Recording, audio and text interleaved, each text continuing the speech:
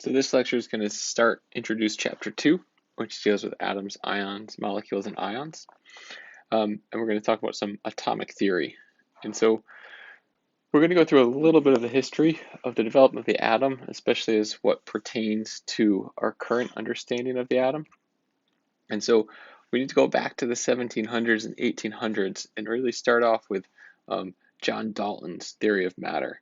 And what he said way back in the 1700s and 1800s, and he was actually building on what the, the ancient Greece and Aristotle had come up with, but his summary was sort of matter is composed of tiny particles called atoms. And this word atoms actually goes back to ancient Greece, but we're going to pick up here. John Dalton also said that each element is characterized by the mass of its atoms, and elements of this atoms of the same element have the same mass. One quick note on this, we've tweaked this in recent times, and we now define an element by its atomic number, as we'll see, not by the mass.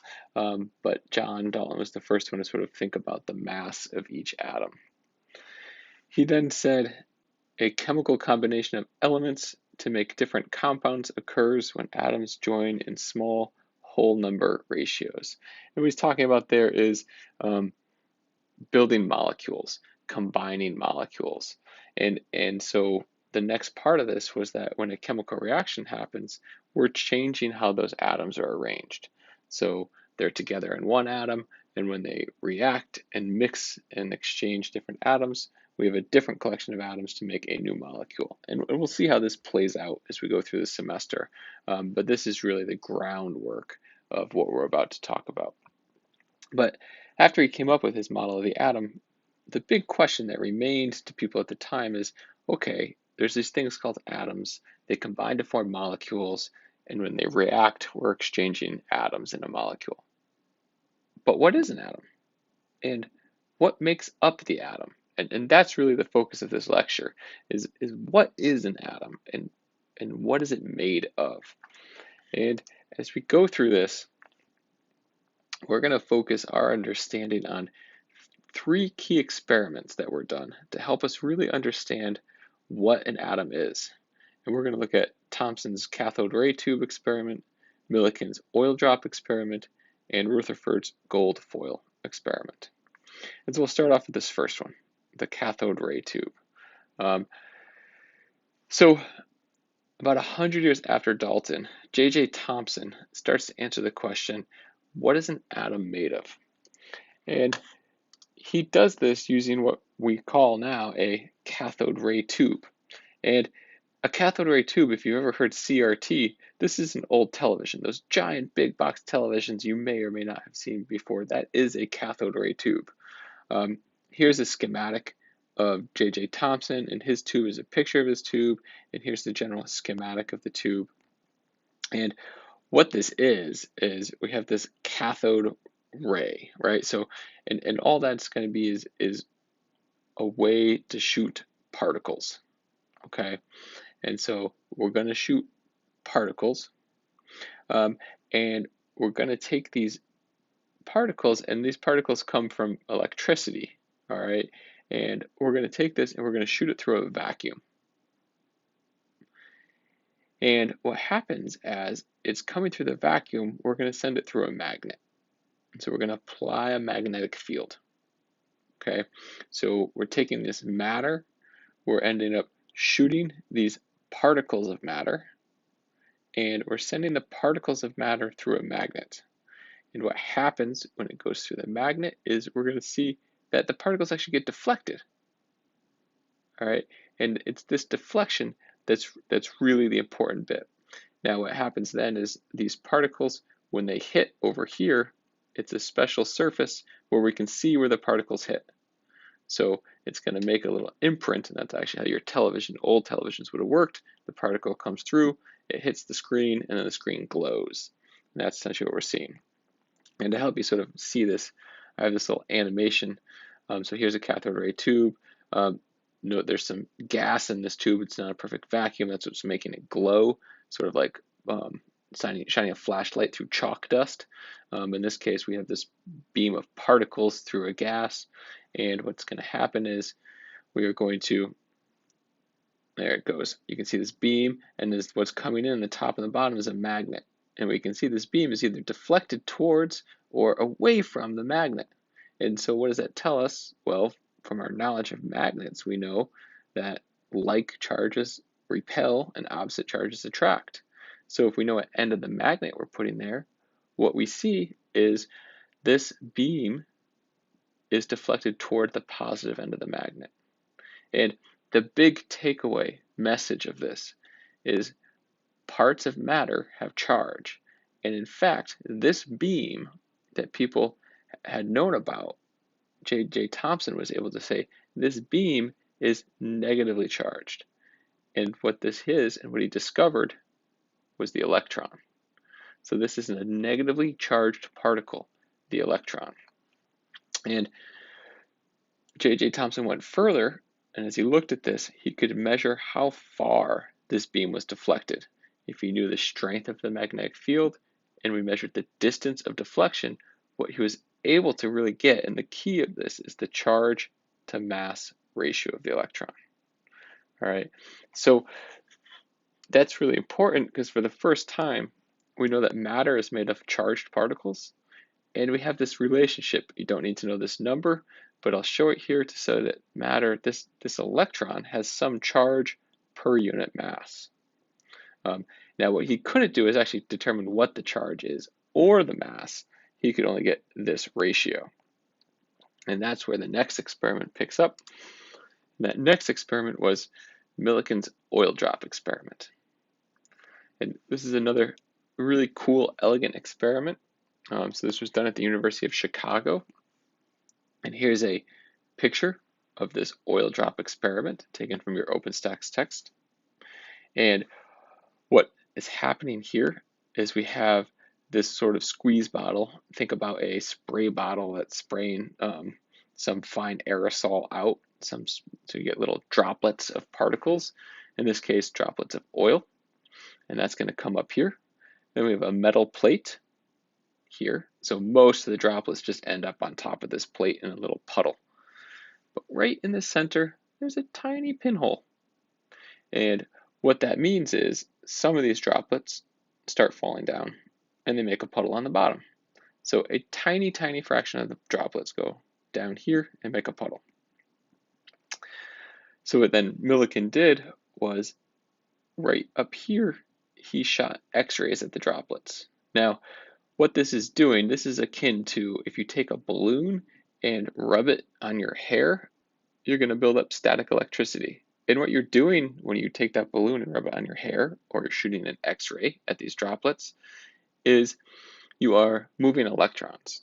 And so you're creating something that is either negatively charged or positively charged because you've either taken away or you've added electrons.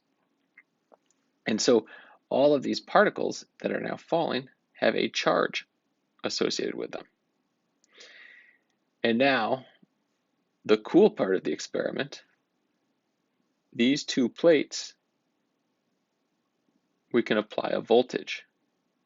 So these plates are now a giant magnet. So we have these negatively charged droplets coming down, and the bottom plate is negatively charged. So the droplet is now going to be repelled by the bottom plate. And so the bigger the charge on these plates, the more the droplet is going to be repelled by the bottom plate. And what's going to start to happen is the droplets will levitate. The droplets will actually stop falling, right? And what Millikan was able to do is do this on droplet after droplet after droplet after droplet and measure what charge did he need to get the droplet to float. And then do another one. What charge do you need to get the droplet to float? What charge? What charge? What charge? What charge? Again and again and again. And if you do this enough, he starts to notice a pattern that all of these droplets, the voltage that he needs to get these to levitate, all end up to be multiples of the same number. So it's not the same voltage needed because each time you've added a different number of electrons to things, but it's always a multiple of the same number. And by using that, what he was able to do is actually determine the total charge and mass of an electron, right? Building off of what J.J. Thomson had, the charge to mass ratio, he's now able to see that the mass of an electron is shown here, 9.1 times 10 to the negative 31st kilograms, and the charge of an electron is 1.6 times 10 to the negative 22nd coulombs. So now we actually have an idea of how big this electron is and what the charge of an electron is. Okay, you don't need to know these numbers. The key is we determined the charge and the mass of an electron. So now we know electrons, are negatively charged, right? And we know they're really, really, really small. Okay, so the electron is negatively charged.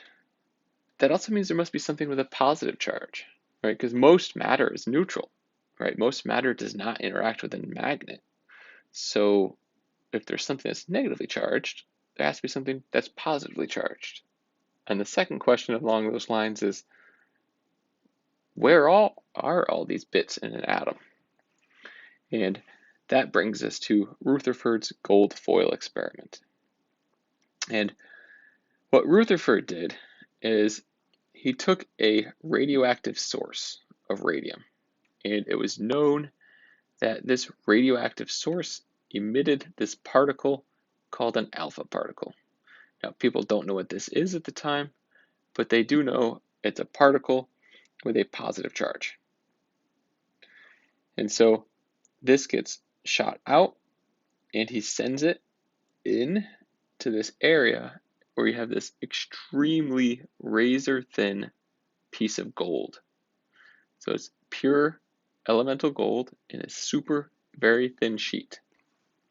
And what everyone thinks is going to happen from this is you have a piece of matter shot at a piece of matter. So what should happen is the particles should stop here.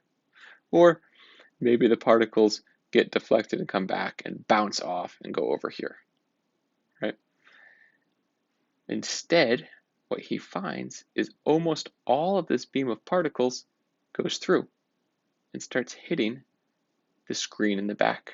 And you can see where this is hitting based on this screen, which is going to glow again when the particle hits it. So most of these particles go right through. And then further, some of them get bounced back and some of them get bounced directly back. So again, this really sort of baffles people of what's going on here. How do we explain that most of this goes through and then some of it get these really big deflections? What's actually happening? And the way we can explain this, and let me switch to a little animation here so you can watch this. This is an animation showing what's happening. When I hit play on this, reset, I'm going to shoot some alpha particles. You can see some atoms. So the little purples are our alpha particles, and you can start to see these deflections. So most of the particles go through straight to the other side, but notice some of them get deflected and get pushed away. All right, and so what's actually taking place here? So if we go back to our slide, what Rutherford said is our atom, this gold foil is actually made up of a bunch of different atoms. So each of these is an atom. And the atom is almost entirely empty space. So an atom is mostly empty, but the very, very center of an atom is a nucleus. And that nucleus is positively charged and contains all of the mass of an atom. So you have this atom, which is mostly empty space, with the nucleus that has a positive charge and almost all of the mass of an atom, which is why most of the particles go straight through because they're passing through nothing. But if this positively charged alpha particle comes close to a nucleus, it's going to get deflected because positive and positive repel, and so that's going to get deflected away. And so that's what Rutherford sort of postulated about the atom. So taking it together, what do we know about the atom? The atom is a positively charged nucleus surrounded by negatively charged electrons. All right, so here's our nucleus, and this blue thing, it just represents our electrons for now. All right. To put it in perspective of size, you know what we're talking about here? the diameter of an atom is about 10 to the negative 10th meters. So very, very, very small. If we just took out the nucleus, this nucleus over here, the diameter of that nucleus is about 10 to the negative 15th meters. So 5 orders of magnitude smaller. So almost all of the size of the electrons, all of the mass is in the nucleus. To put this size difference in comparison, here's our nucleus again, nucleus and our atom. If you took a blueberry and put it right at center field of this stadium, this entire stadium would be our nucleus, and that blueberry would be, or sorry, the entire stadium would be the atom, and this blueberry is the nucleus. So your electrons are the stadiums and the fans, but the blueberry is the nucleus, which means all of the mass of that entire stadium is in a single blueberry at the field, and all of the size of it is based on the electrons somewhere around the nucleus. All right, to sort of summarize what we talked about in this lecture, right? So the keys are we're building our atom. And what we learned from this is from J.J. Thomson's cathode ray experiment, there's these things called electrons, which are negatively charged.